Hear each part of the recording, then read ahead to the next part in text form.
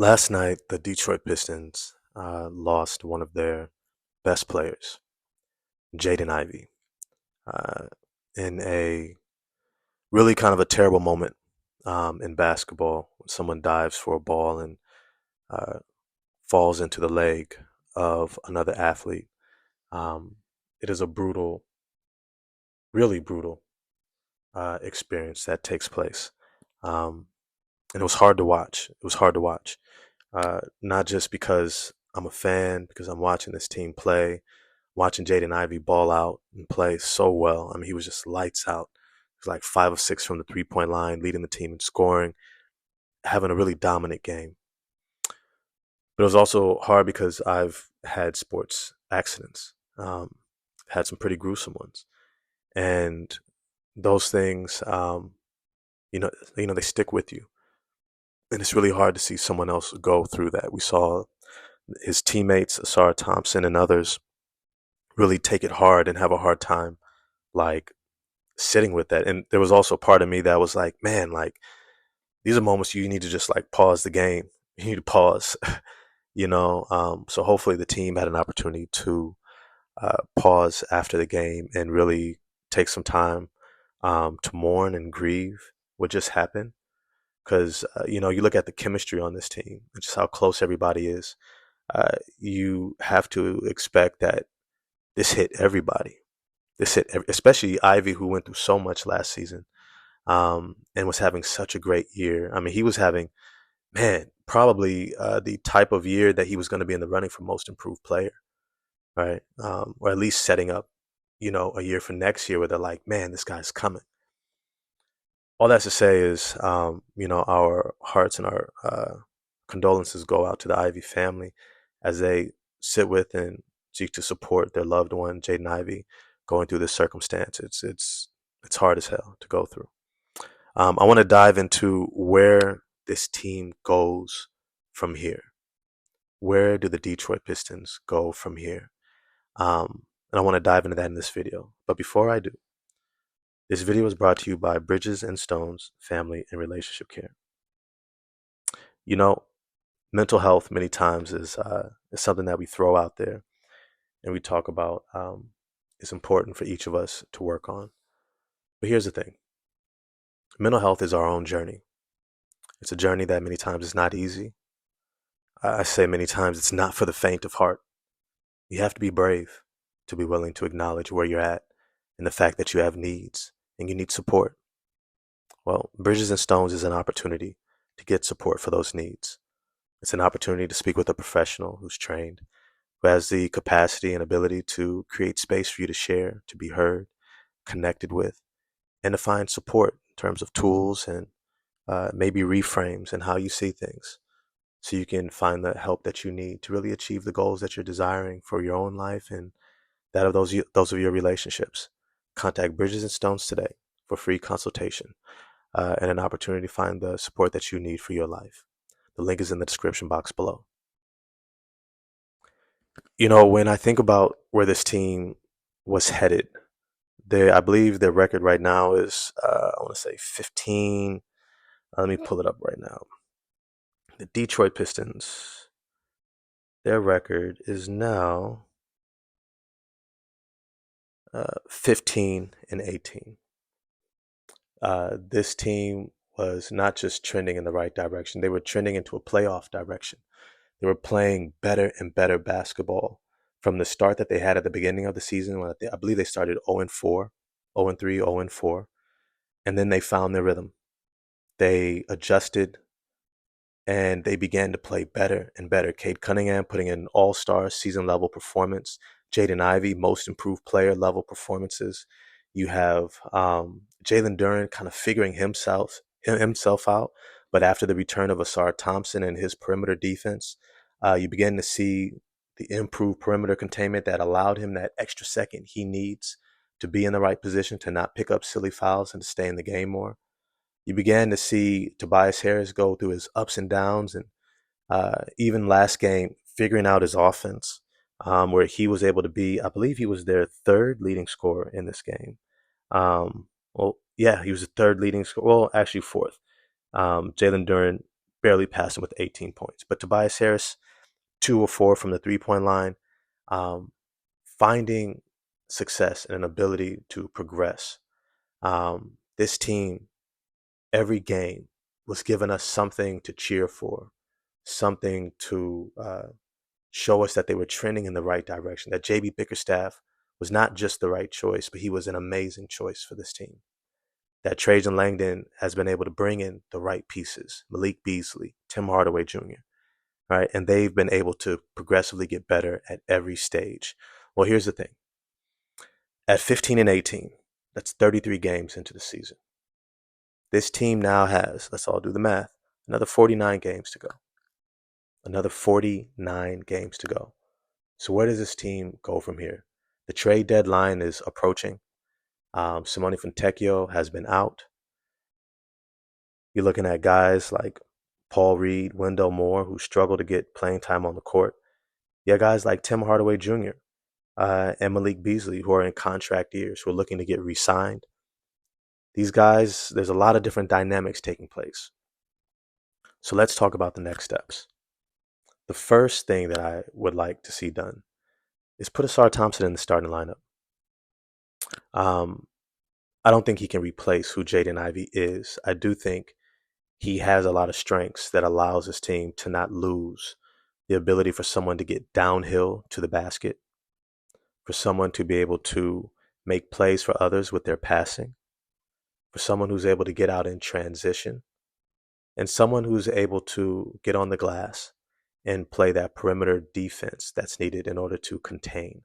That's something that Jaden Ivey spearheaded throughout the first section of the season, the first third of this season.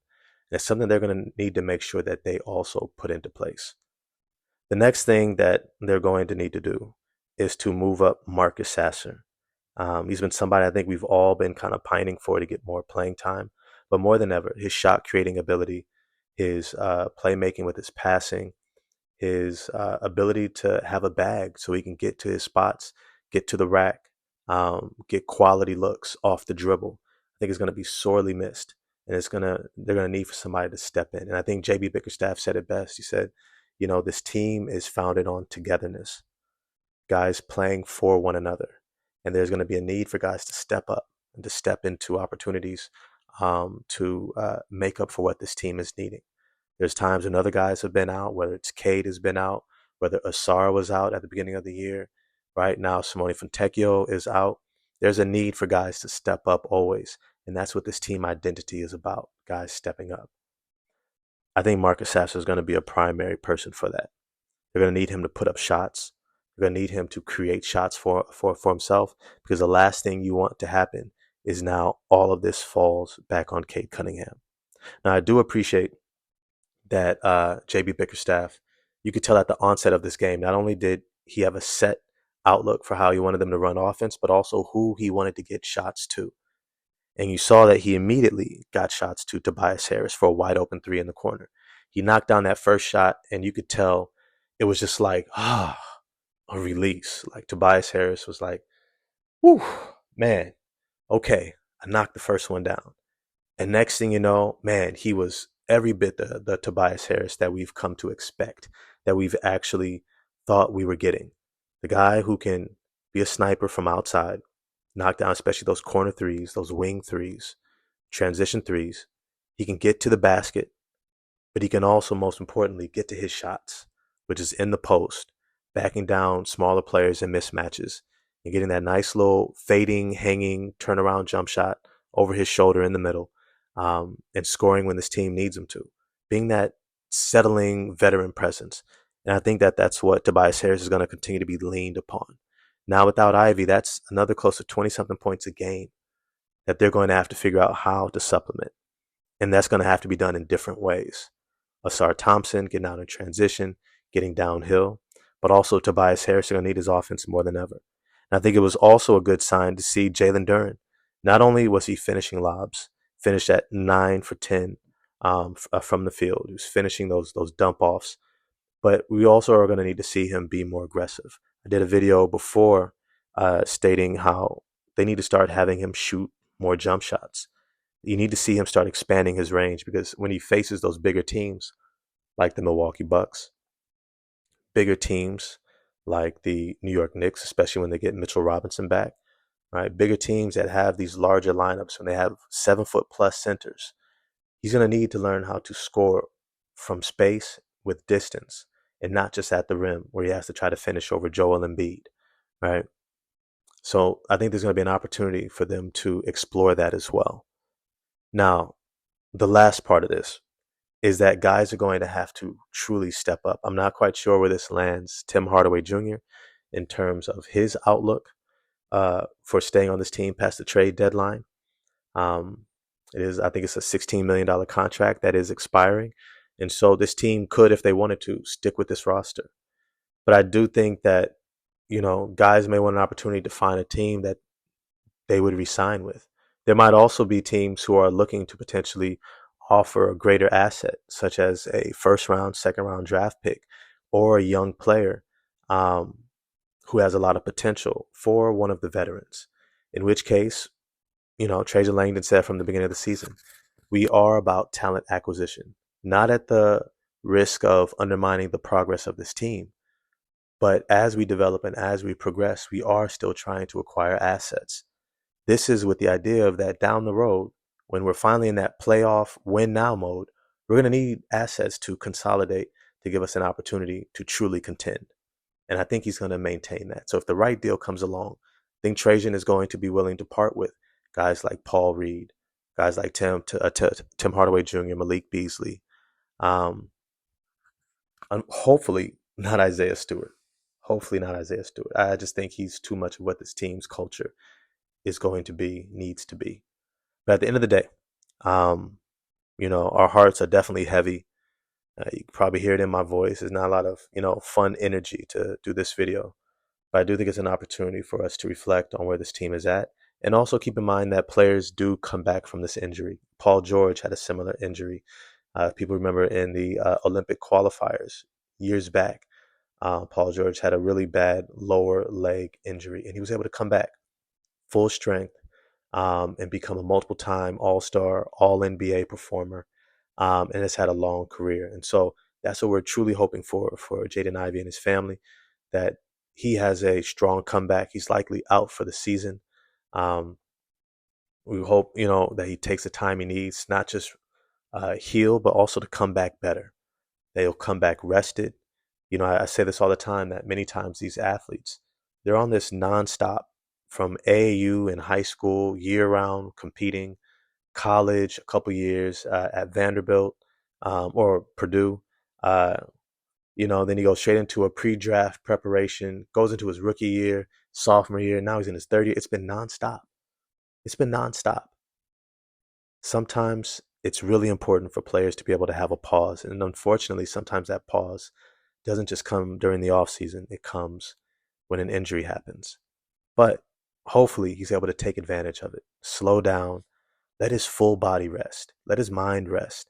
Spend some time connecting with his partner, with his kids, with his family.